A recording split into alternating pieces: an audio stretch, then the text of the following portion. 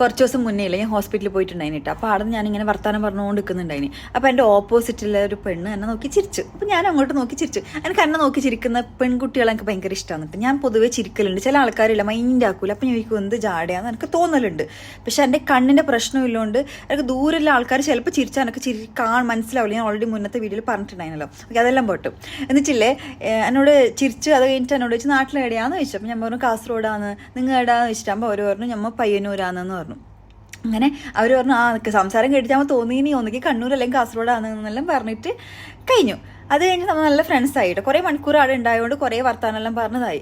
അപ്പോൾ ഞാനിങ്ങനെ ആലോചിക്കുന്നത് എനിക്ക് ഇതുപോലെ അൺഎക്സ്പെക്റ്റഡ് ആയിട്ടില്ല ചില ആൾക്കാരുടെ ഒരു കണക്ഷൻ തോന്നുന്നില്ല. നമുക്ക് സംസാരിക്കുമ്പോൾ തന്നെ ഒരു വൈബ് തോന്നും. എനിക്ക് അങ്ങനെ ചില ആൾക്കാരോട് തോന്നി. Still I keep that contact. അതുപോലെ എനിക്ക് കോൺടാക്ട് കീപ്പ് ചെയ്ത് എൻ്റെ ഒരു മെട്രോ ഫ്രണ്ട് ഉണ്ട്, മെട്രോന്ന് പരിചയപ്പെട്ട, ബസ്സിന്ന് പരിചയപ്പെട്ട ഫ്രണ്ട് ഉണ്ട്, ഫ്ലൈറ്റിന്ന് പരിചയപ്പെട്ട ഫ്രണ്ട് ഉണ്ട്.